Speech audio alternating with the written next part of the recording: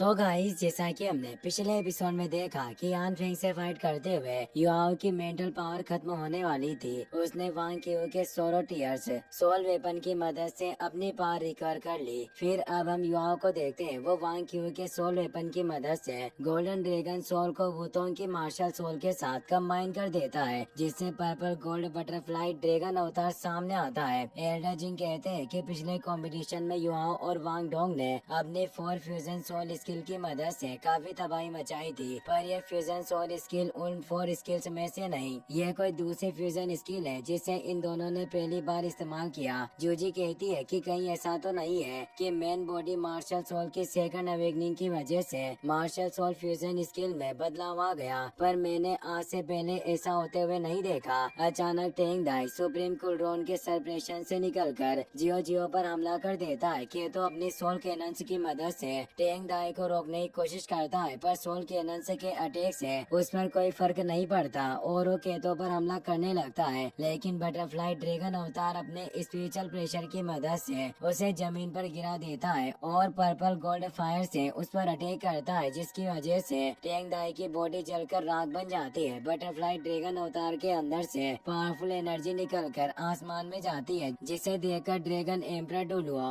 लोंग Shao याओ चौंक जाते हैं। वो कहते हैं कि आखिर इसके पास ड्रैगन गॉड का ऑरा कैसे आ गया। बटरफ्लाई ड्रैगन अवतार को देखकर जोंगली वो के भी होश उड़ जाते हैं। वो कहते हैं कि आखिर एक फ्यूजन सोल स्किल से सोल पावर इतनी ज्यादा कैसे बढ़ सकती है। भले ही मार्शल सोल के कल्टिवेशन को बदला जाए, पर मैंने कभी भी एक मार्शल सोल फ्यूजन स्किल का बेसिक एट्रीब्यूट को इस तरह बदलते हुए नहीं देखा। ये सच में काफी हैरानी की बात है। अचानक बॉन ड्रैगन की बॉडी से पावरफुल एनर्जी रिलीज होती है और यान फेंग की भी पावर बढ़ जाती है। वो कहता है कि भले ही मैं अकेला बचा हूँ, पर मैं अकेला भी इस बैटल को जीतने की ताकत रखता हूँ। जोई कहती है कि यान फेंग की पावर भी अचानक बढ़ गई। मुझे समझ नहीं आ रहा कि उसने किस तरह की इविल सोल मास्टर टेक्निक का यूज किया। इस तरह तो यान फेंग की पावर 8 रिंग सोल डूलो के बराबर पहुँच गई है। तभी बिंग बिंग अपनी नींद से जाग जाती है, जिससे युवा बहुत खुश होता है। दरअसल किलर स्काई सिटी के डिस्ट्रक्शन को रोकते वक्त बिंग बिंग की सोल पावर ज्यादा खर्च हो गई थी, जिसे रिकवर करने के लिए वो गहरी नींद में थी।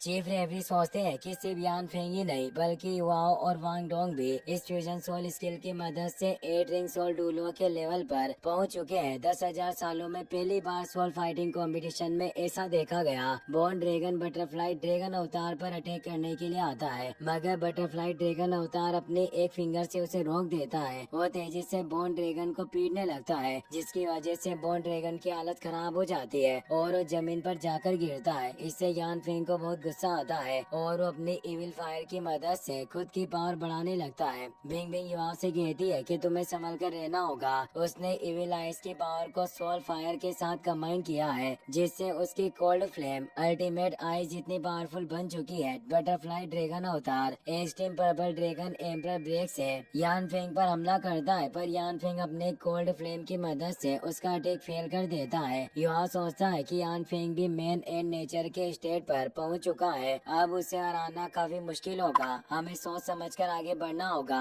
अगर हमने जल्दबाजी की तो हमारा सारा प्लान बर्बाद हो जाएगा। बिंग बिंग बॉन ड्रैगन को अपने आइस केज में कैद कर देती है। वो स्नो इम्प्रेस साथ में कंबाइन होकर आइस स्नो गर्ल में ट्रांसफॉर्म हो जाती है। बॉन ड्रैगन आइस केज से निकलकर बटरफ्लाई ड्रैगन अवतार पर हमला करने लगता है, मगर बटरफ्लाई ड्रैगन अवतार उसे पकड़ लेता है। वो स्नो इम्प्रेस और बिंग बिंग के साथ मिलकर बॉन ड्रैगन पर हमला करता है, जिसकी वजह से बॉन ड्रैगन स्नो बॉल में कैद हो जाता है। Ice snow girl cold sword से उस पर अटैक करती है, जिसकी वजह से यान फेंग की हालत खराब हो जाती है और उसके मुंह से ब्लड आने लगता है। Ice snow girl Yan Feng को अपने ice and snow pride land में लेकर जाती है। बटरफ्लाई ड्रैगन अवतार तियान में snow empress Bing Bing golden dragon spiritual ice और लाइट गोडेस बटरफ्लाई की 6 मार्शल सोल्स को कंबाइन करके बटरफ्लाई डांस ड्रैगन रोअर से यान फेंग पर अटैक करता है, जिसकी वजह से यान फेंग बहुत बुरी तरह से घायल हो जाता है। चीफ रेफरी कहते हैं कि मुझे लग रहा था कि वाओ और वांग डोंग की फ्यूजन सोल स्किल सिर्फ 8 रिंग सोल मास्टर जितनी स्ट्रॉन्ग है, मगर मैं गलत था। इनका आखिरी अटैक एक टाइटल डुलुओ के लेवल पर पहुंच चुका है। युआओ यान फेंग से कहता है कि मैं मानता हूं कि बिना मार्शल सोल फ्यूजन स्किल के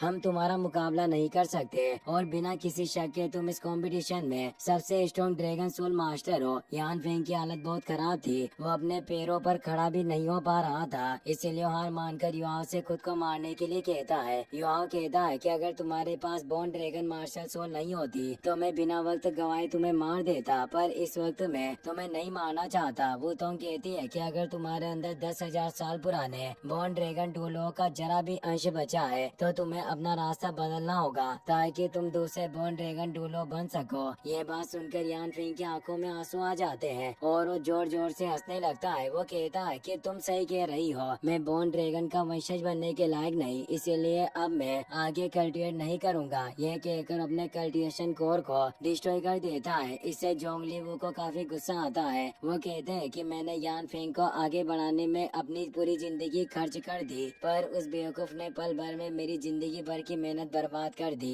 चीफ रेफरी टैंक सेक्ट को विनर बना देते हैं, जिससे टैंक सेक्ट फाइनल में पहुंच जाता है और सब लोग उनके लिए चीयर करने लगते हैं। इससे जोंगली वू को काफी गुस्सा आता है। वो तियान रेन से कहते हैं कि आपको फिक्र करने की जरूरत नहीं, मैं अपने स्टूडेंट को उसकी गलती की सजा दूंगा और टैंक सेक्ट को भी सबक सिखाऊंगा। बैटल खत्म होने के बाद वीणा और जियो जियो टैंक सेक्ट के पास जाती है। वीणा कहती है कि किसी को नहीं पता कि फाइनल बैटल किस वक्त और कहां होगी। हमारे जासूसों ने खबर दी है कि सन मून एम्पायर अपनी आर्मी को काम पर लगा रहा है। जोई कहती है कि सी गॉड पवेलियन के एल्डर्स वॉर में तुम्हारा साथ देने के लिए तैयार है। ये बात सुनकर वीणा खुश हो जाती है। वो कहती है कि दुश्मन हमारे सामने है, अगर हम सब साथ मिल जाए तो आसानी से सन मून एम्पायर के प्लान को बर्बाद कर सकते हैं, बस हमें संभल कर आगे बढ़ना होगा। दूसरी तरफ तियान रेन के ऑर्डर पर सन मून एम्पायर की आर्मी तीनों डायरेक्शन में 9 लेवल सोल टूल तैनात कर देते हैं, जिससे जूजी काफी घबरा जाती है और उसे युवाओं की फिक्र होने लगती है। वो तो युवाओं से कहती है कि कल रात सोल टूल कंपटीशन का फाइनल है, क्या तुम और सेकंड ब्रदर के तो सच में फाइनल में हिस्सा लेना चाहते हो। युवाओं कहता है कि अगर मैं फाइनल के पहले अचानक गायब हो गया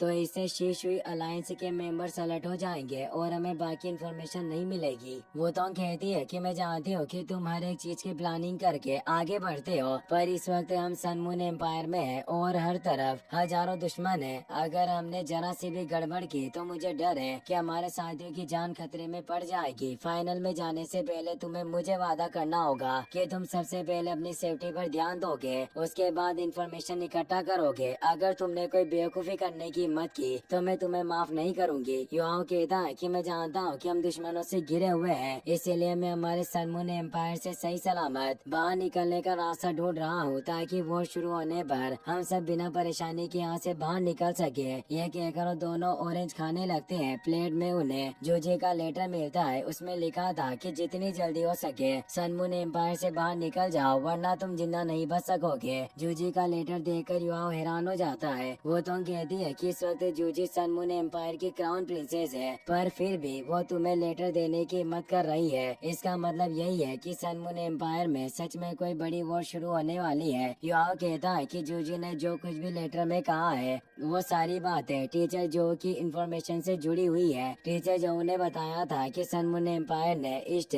नॉर्थ और साउथ साइड में 9 लेवल सोल टूल सेट किया है। उनकी मदद से वो किसी भी वक्त हमारे ऊपर अटैक कर सकते हैं। अगर एक से ज्यादा 9 लेवल सोल टूल हो तो उनकी मदद से एक टाइटल डूलो को आसानी से मारा जा सकता है, यहाँ तक कि एक सुपर डूलो को बुरी तरह से घायल किया जा सकता है। वो तो कहती है कि सन मून एम्पायर ने वेस्ट साइड में कोई सोल टूल सेट नहीं किया, उस डायरेक्शन का डिफेंस काफी कमजोर है और सिर्फ उसी जगह से हम बाहर निकल सकते हैं। मगर मुझे डर है कि वेस्ट डायरेक्शन में सन मून एम्पायर ने कोई जाल बिछा रखा होगा। अगर हमने जल्दबाजी की तो हमारी जान खतरे में पड़ जाएगी। युवाओं कहता है कि सन मून एम्पायर यही चाहता है कि हम जल्दबाजी में आकर गलत फैसला लें और वो हमें खत्म कर दे। इन सब चीजों से बचने के लिए हमें शांति से सोचकर समझकर कल रात को सारा फैसला लेना होगा। ये बातें करने के बाद युवाओं केतों के साथ सोल टूल कॉम्पिटिशन के लिए चला जाता है। उन्हें देखकर चेन खुश हो जाता है। वो कहता है कि आप एकदम सही वक्त पर आए, फाइनल बस कुछ ही वक्त में शुरू होने वाला है। हाओ कहता है कि ये सब बातें छोड़ो और मुझे बताओ कि तुमने मेरे रेयर मेटल्स का इंतजाम किया या नहीं। चेन कहता है कि आपको फिक्र करने की जरूरत नहीं, मेरा गार्ड आपके साथी के पास पहुंच चुका है। मुझे यकीन है कि कुछ ही वक्त में आपको रेयर मेटल्स मिल जाएंगे। दूसरी तरफ संशी अपना रूप बदलकर चेन के गार्ड को पैसों से भरा बैग दे देता है। गार्ड बैग लेकर मिंगदू सिटी से बाहर एक खंडर में आता है। गार्ड एक आदमी को बैग देकर कहता है कि जो रेयर मेटल्स तुमने हमें दिए थे वो सब बिक चुके हैं और ये उन्हीं मेटल्स के पैसे हैं। बैग लेकर वो आदमी खंडर के अंदर चला जाता है। संशी छिप कर ये सब देख लेता है। इसी के साथ ये एपिसोड यहीं पर खत्म हो जाता है।